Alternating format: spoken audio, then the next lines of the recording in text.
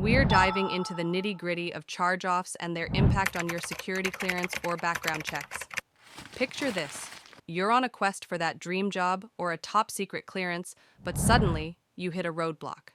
A charge-off lurking in your financial history. Now, here's the deal. Charge-offs are like red flags to potential employers or government agencies conducting background checks. They signal financial missteps or unpaid debts, which can raise concerns about your reliability and trustworthiness. But fear not. There's still hope on this adventure. By taking proactive steps to address and resolve charge-offs, you can show that you're committed to financial responsibility and turning things around. It's like equipping yourself with the best gear before embarking on a quest. You're ready to face any challenge head-on.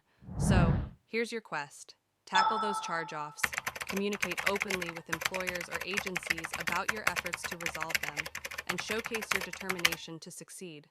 With perseverance and a strategic approach, you can clear the path to your desired job or clearance.